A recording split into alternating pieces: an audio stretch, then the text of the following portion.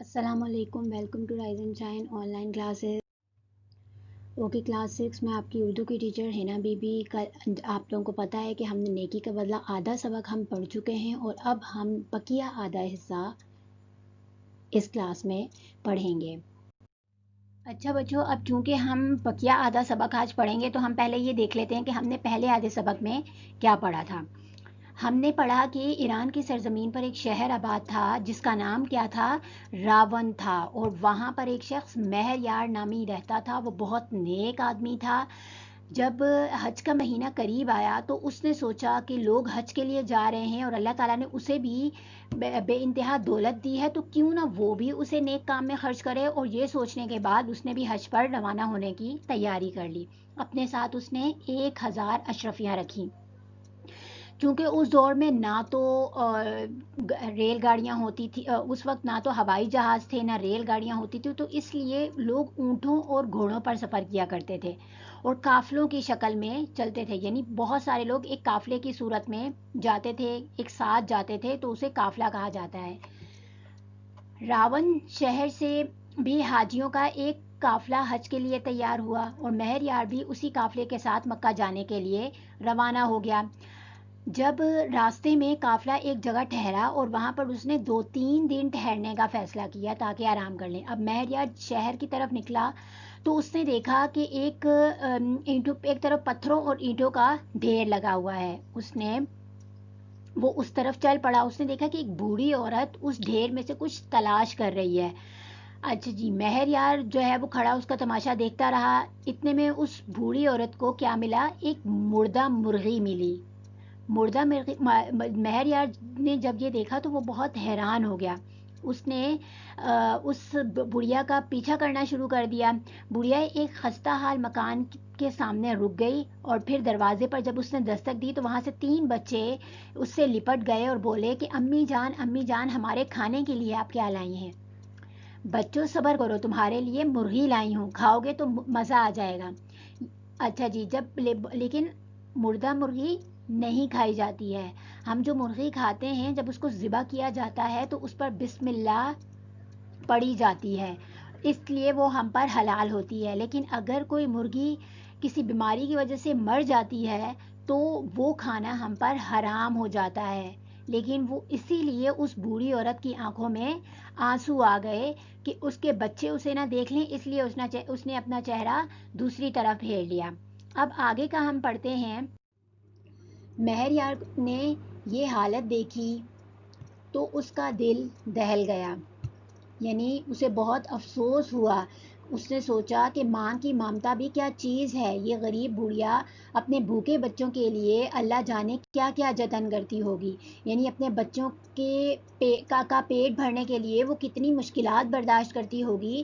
یہ سوچ کر مہر یار کی آنکھوں میں آنسو آ گئے۔ اس نے بڑھیا کے ایک ہمسائے سے پوچھا، ہمسایہ کہا جاتا ہے پڑوسی کو، بھائی جان آپ کے ساتھ والے مکان میں جو بوڑھی عورت رہتی ہے یہ کون ہے؟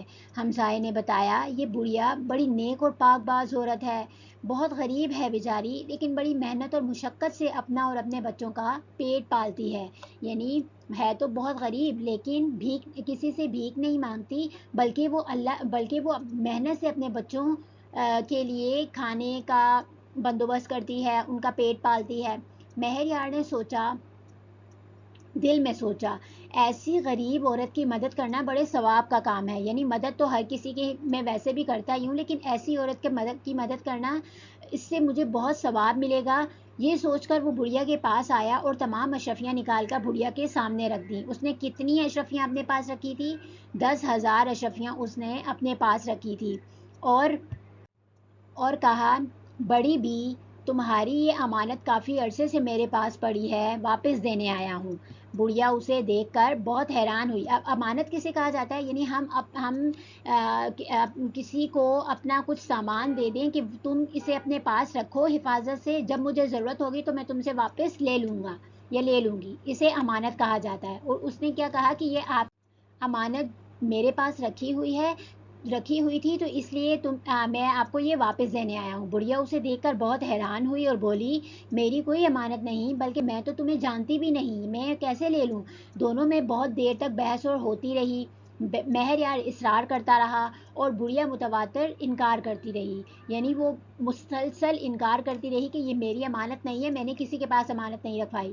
آخرکار مہر یار نے تنگ آ کر بڑھیا سے کہا، بڑی بی، اگر تم یہ 1000 اشرفیاں نہیں لوگی تو میں اس امانت کو اسی کچرے کے ڈھیر پر جا کر پھینک دوں گا جہاں سے تم نے وہ مرغی اٹھائی تھی، کیونکہ میں اب یہ امانت اپنے پاس نہیں رکھ سکتا۔ یعنی اس نے کہا کہ میں نے تمہیں دیکھ لیا تھا مردہ مرغی اٹھاتے ہوئے، تو اس لیے اب یہ اشرفیاں میں واپس تو نہیں لے کر جاؤں گا، البتہ ہاں میں ان اشرفیوں کو اسی کچرے کے ڈھیر پر پھینک دوں گا۔ بڑھیا نے سر جھکا دیا، اس کی آنکھوں سے ٹپ ٹپ آنسو گرنے لگے۔ اس نے آہستہ سے بڑی ہاتھ بڑھایا اور اشرفیاں اٹھا لیں اور ہلکی آواز میں کہا، بیٹا میں ناچیز اس قابل کہاں کہ تمہارے اس بڑے احسان کا بدلہ اتار سکوں، اللہ تعالیٰ ہی اس نیکی کا اجر تمہیں دے گا، اور آپ کو پتہ ہے کہ اللہ تعالیٰ بہترین اجر دینے والا ہے۔ یعنی ہم جب کسی انسان کے ساتھ نیکی کرتے ہیں تو اللہ تعالیٰ اس کا دگنا ہمیں عطا کرتا ہے، یعنی ہم اگر 1% اس کے ساتھ کرتے ہیں تو اللہ تعالیٰ ہمارے ساتھ 10% مزید کرتا ہے۔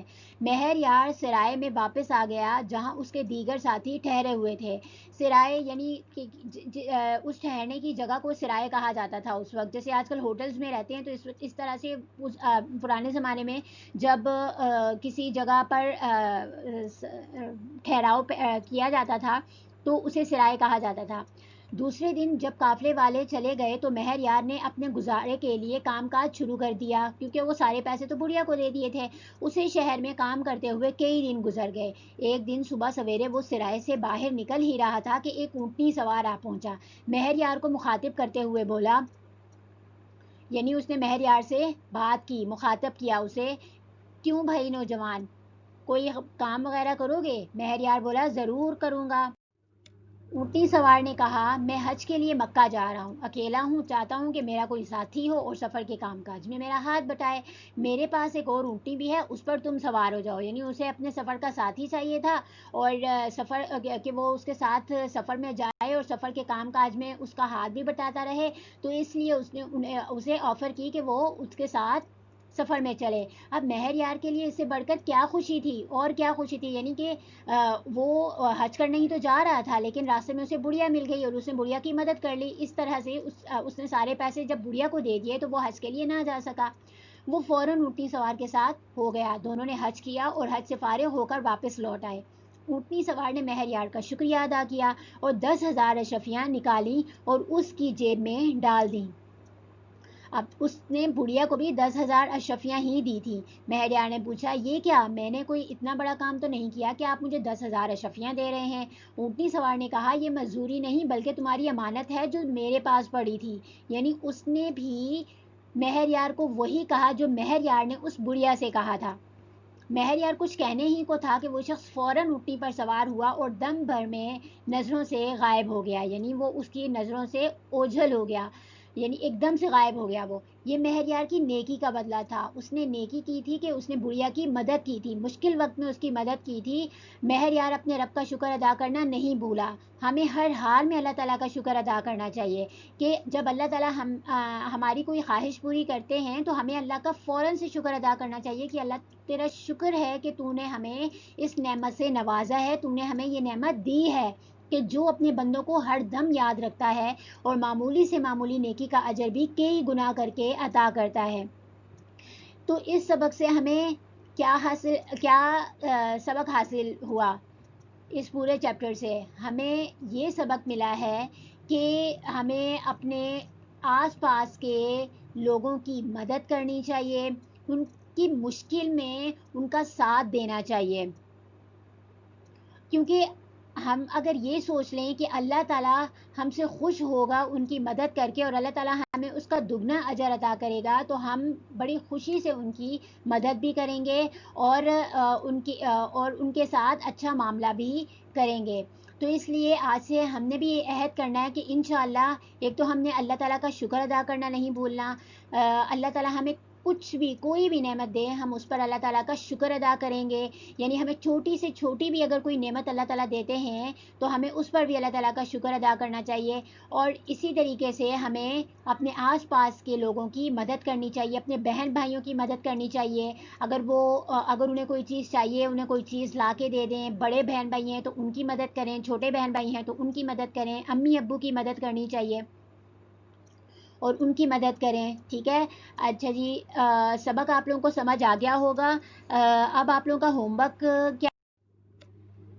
اچھا جی, ہوم ورک ہمارا یہ ہے کہ سبق نیکی کا بدلہ کی بلند خوانی کرنی ہے. بلند خوانی کسے کہا جاتا ہے؟ ریڈنگ کو کہا جاتا ہے. ٹھیک ہے. اچھا جی, اس کے بعد ہم الفاظ معنے ہمارے ہو چکے ہیں, سوال جواب بھی ہم کر چکے ہیں. تو اس لیے اب ہمارا ہوم ورک یہ ہے کہ ہم نے خالی جگہ لکھنی ہے اپنی کاپی میں اور صحیح اور غلط جملوں کی نشاندہی کرنی ہے. کچھ سمجھ نہ آئے تو مجھ سے پوچھ لیجیے گا. اپنا بہت سارا خیال رکھیے گا. اللہ حافظ.